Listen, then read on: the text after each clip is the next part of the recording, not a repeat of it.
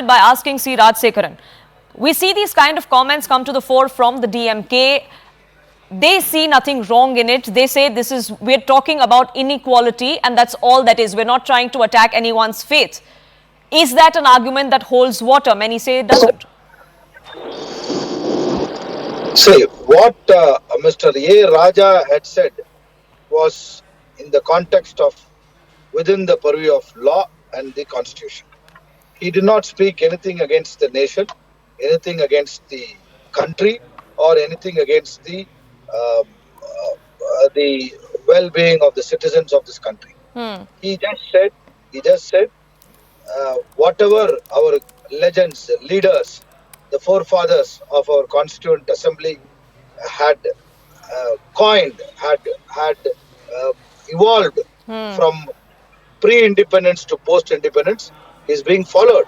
If somebody attempts or tries to remove whatever they had drafted us, or if they try to eliminate the constitution and the contents of the constitution, definitely India will break.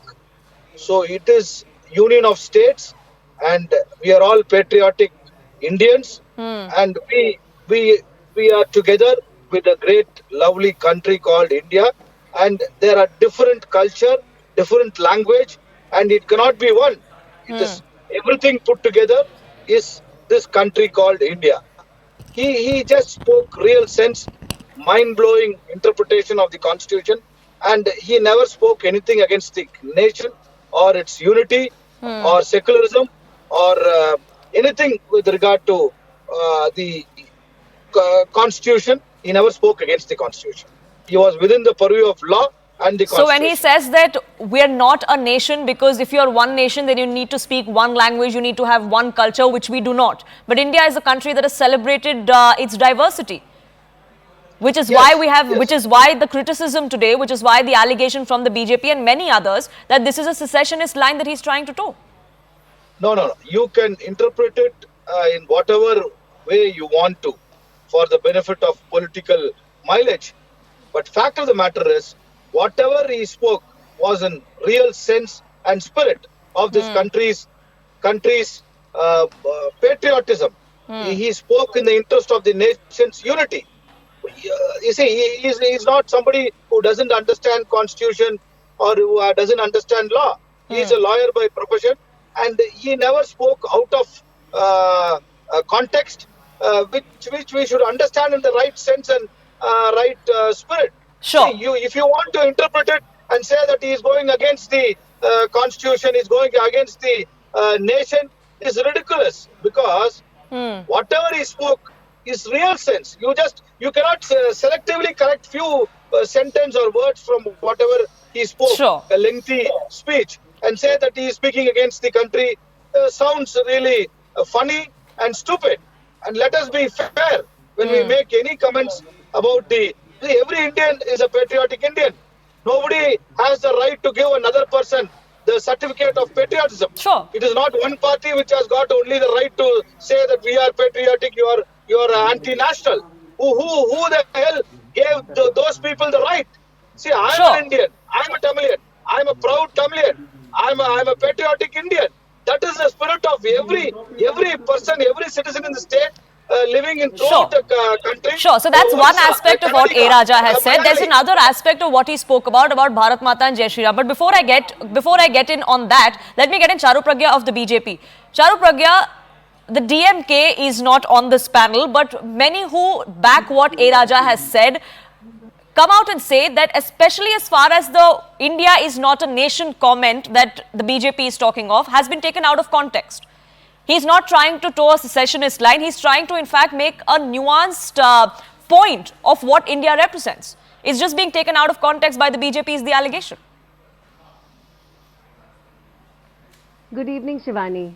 And tell me, how nuanced can a comment be if we have television debates about it? Is it nuanced if it's hurting my sentiments and the sentiments of every other Indian? And tell me what is nuanced, and I'm reading and quoting verbatim the statement of A. Raja.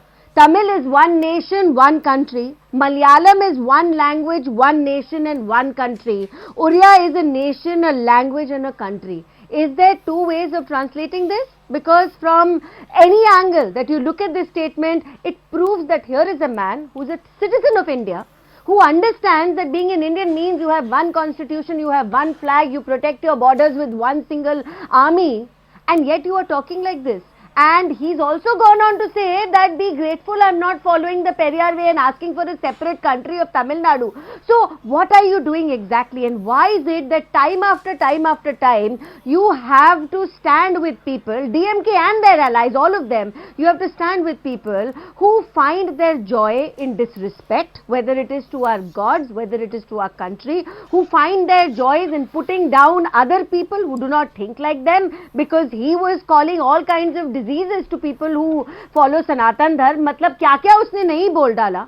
And we wouldn't be having a debate if he was making a nuanced observation about everything. I am sorry, this is political opportunism. You come here and you try and defend the indefensible. And Sure. if it was easy to defend Shivani, why did DMK even refuse to be on your debate? Please tell me. Sure, And oh yes, by the way, Stalin Jr. had apologized last time. So it's back to a full circle for his people, right? Sure. You So when the DMK, when the DMK and those who back the DMK say that this is political opportunism, let me also ask what the allies of the DMK feel. Manoj Yadav, spokesperson of the Samajwadi Party, is also with us here on this edition. Manoj Yadav ji, जिस तरह की टिप्पणियां आई हैं ए राजा की तरफ से, उदयनिधि स्टालिन की तरफ से इन द पास्ट, जय श्री राम के बारे में जो चर्चा हो रही है, राहुल गांधी ने आज कहा है, ये सारे आपके एलाइज हैं. क्या आप एक स्ट्रॉन्ग स्टांस लेंगे उनके खिलाफ कि जो कह रहे हैं ये गलत है? पूनम जी नमस्कार. आपको और आपके पैनल में बैठे सभी लोगों को मेरा गुड इवनिंग. ये बात बड़ी है और बड़ा सवाल है कि आखिर ये क्या परिवर्तन हो गया देश में 2014 के बाद कि लगातार लोग धर्म पे, ईश्वर पे टिप्पणी कर रहे हैं. क्यों? ये सवाल उतना महत्वपूर्ण है जितना इस देश में सांस लेना और हमारे शरीर के लिए महत्वपूर्ण है कि हम सांस कैसे लें, जिंदा कैसे रहें. इसके पीछे की बड़ी घटनाएं हैं. किसी को जाति के हिसाब से बांटा गया, किसी को धर्म के हिसाब से बांटा गया, किसी को क्षेत्र के हिसाब से बांटा गया. एक विचारधारा है, उसको हम आरएसएस कहते हैं. अगर आप संविधान को गाली दोगे, समाजवाद को गाली दोगे, सेक्युलरिज्म को गाली दोगे, मनुस्मृति की स्थापना करना चाहोगे, तो मैं ऐसा महसूस करता हूं कि जो व्यक्ति उन चीज़ों में, जिन चीज़ों की मैं बात कर रहा हूं, और जो दूसरी तरफ है बाबा साहब अम्बेडकर का संविधान और उन सारी चीज़ों पे जिस पे ये देश चलता है, उन चीज़ों पे अगर कोई टिप्पणी करेगा तो मैं दावे से कह रहा हूं कि उसका रिफ्लेक्शन आएगा. मैं इसका पक्षधर नहीं हूं, धर्म पे कोई टिप्पणी नहीं करनी चाहिए. लेकिन एक मेरा सवाल है, अगर धर्म पे टिप्पणी आ रही है, कुछ चीज़ हो रहा, तो इट्स नॉट पॉलिटिकल सब्जेक्ट.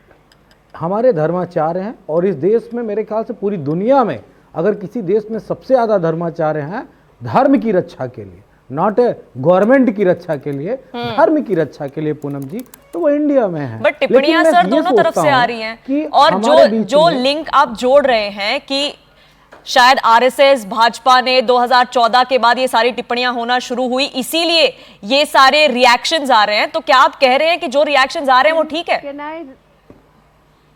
क्या आप उससे सहमत हैं? मेरा ये सवाल. अच्छा.